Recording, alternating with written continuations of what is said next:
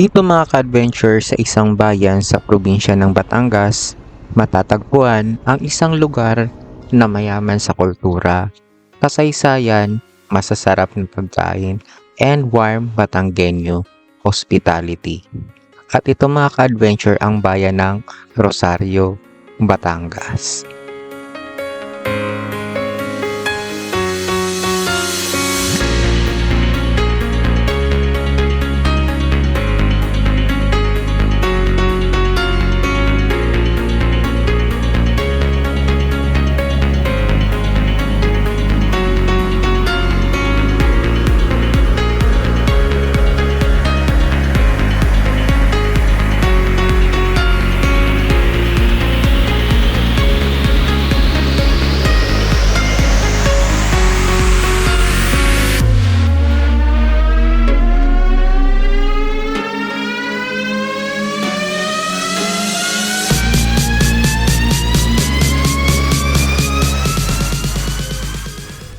And welcome back mga ka-adventure sa panibagong vlogs, at sa vlogs na to ay samahan nila ako na explore natin kung bakit ang bayan ng Rosario ay dapat bisitahing bayan dito sa probinsya ng Batangas. Ang bayan mga ka-adventure ng Rosario, Batangas ay naitatagpa noong 1687 ng mga Agustinian Friars, na kung saan si Don Nicolas Morales ang nagsilbing unang gobernadorsilyo nito. At ang lugar na yun mga ka-adventure na kung saan unang nanirahan ang mga taga Rosario, Batangas ay ang kasalukuyang bayan ng Lobo, Batangas.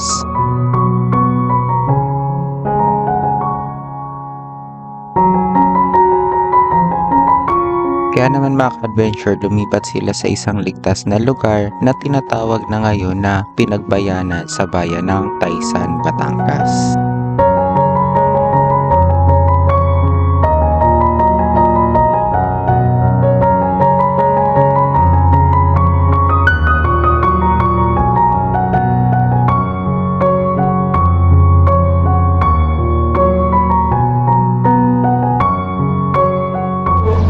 Dito tayo ngayon mga ka-adventure sa Parish Church ng Padre Garcia.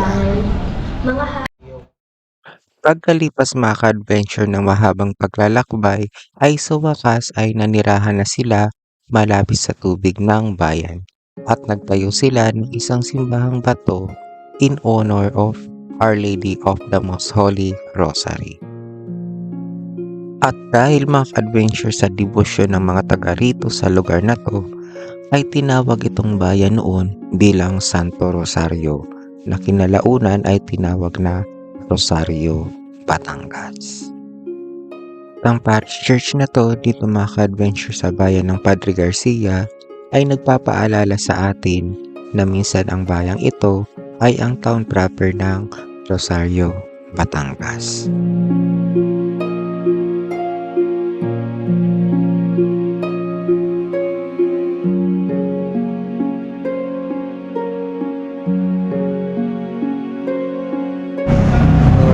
Parish Church ng Rosario, Batangas. Kilala mga ka-adventure ang Parish Church ng Rosario, Batangas bilang Our Lady of the Rosary Parish Church.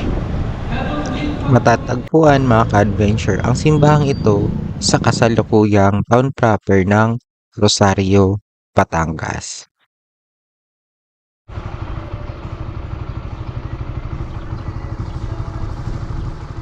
Noong April 16, 1902, sa bayang ito ay naganap ang isa sa pinakamahalagang pangyayari sa kasaysayan ng Pilipinas.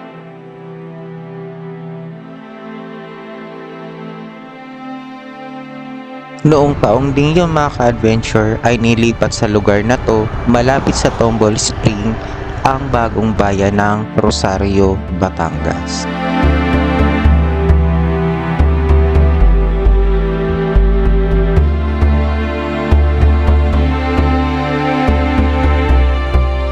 So, dito tayo ngayon mga ka-adventure sa mismong Tombol Hills. Ang Tombol Hill mga ka-adventure ay isang lugar na malapit lang dito sa town proper ng Rosario, Batangas at ito ay masasabing isang historical and religious landmark.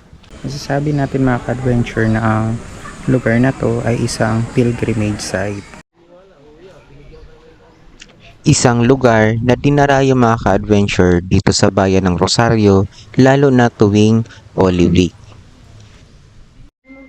Mula mga ka-adventure sa paanan hanggang sa pag-akyat nila ay mayroong mga grotto na nagtatampok ng 14 stations of the cross. At tuwing Holy Week mga ka-adventure lalo na Holy Thursday and Good Friday ay maraming mga deboto ang umaakyat sa lugar na ito.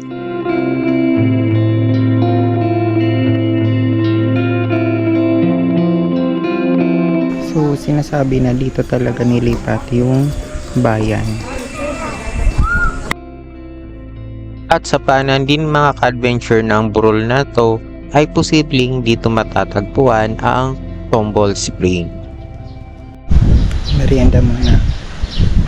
So merienda muna tayo mga ka-adventure.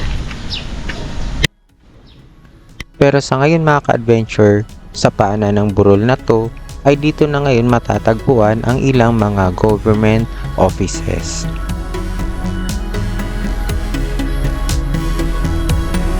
Galing ang mga ka-adventure sa Tombol Hill ay lalabas tayo dito sa mismong kalye ng Gualberto Avenue.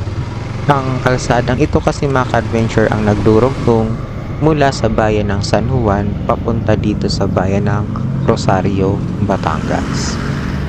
Sa main road na to mga ka-adventure ay dito natin matatagpuan ang Municipal Hall ng Rosario, Batangas. Isang gusali mga ka-adventure na sumasalamin sa patuloy na paglago mula sa isang nakaraan tungo sa isang masigla at progresibong bayan. Mula mga ka-adventure sa Municipal Hall ay dito rin sa kaling ito madadaanan natin ang kanilang parish church. Dito na rin mga ka-adventure sa kalinding ito matatagpuan ang karamihan ng mga commercial establishment dito sa bayan ng Rosario, Batangas.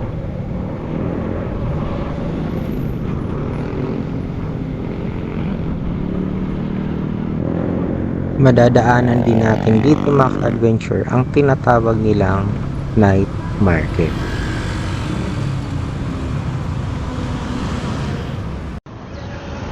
So dito tayo ngayon mga ka-adventure sa Laurel Park dito sa bayan ng Rosario.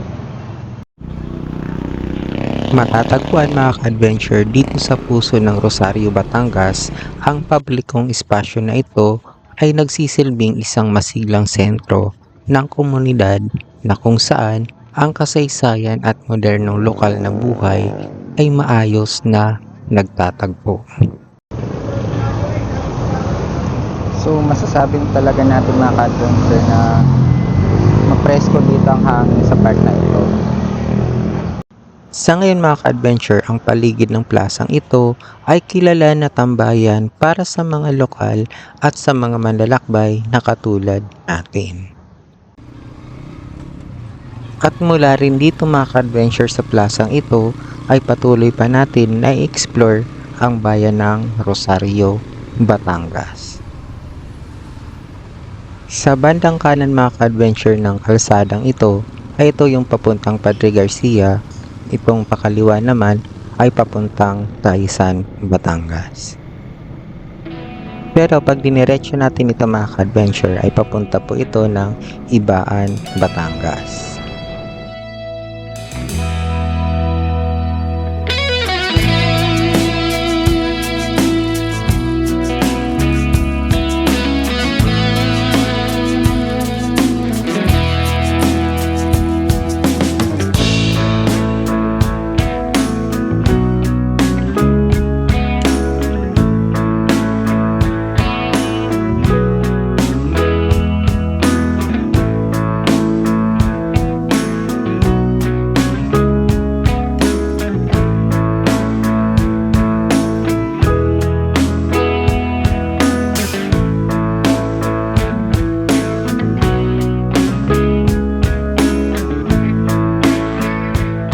At dito tayo mga ka-adventure magla-land sa KFC dito sa Rosario, Batangas.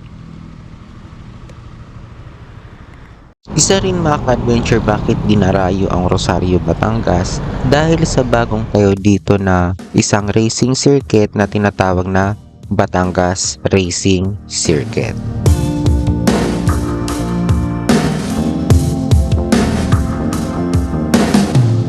Sa kabila mga adventure ng pagkakakilanlan ng Batangas bilang taniman ng mga kape, ang bayan ng Rosario mga adventure ay kilala din bilang The Rice Granary of Batangas dahilan sa malawak na lupain nito.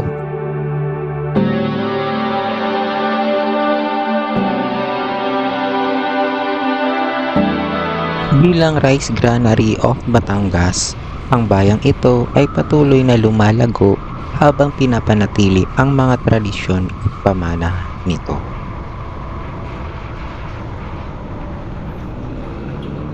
At pagliko natin mga ka-adventure pakaliwa dito sa Batangas, Quezon Road ay ito na po ang daan papuntang Padre Garcia na minsan nagpapaalala sa atin na ang bayan ng Padre Garcia ay ang dating town proper ng Rosario, Batangas.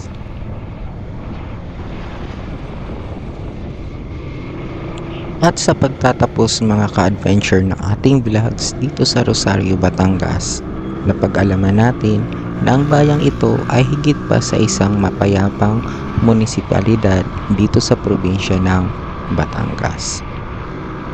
Mula mga ka-adventure sa mayamang kasaysayan at malalim na pananampalataya hanggang sa local delicacy nito and warm-hearted people, Rosario truly showcase the beauty of Batanggenyo culture.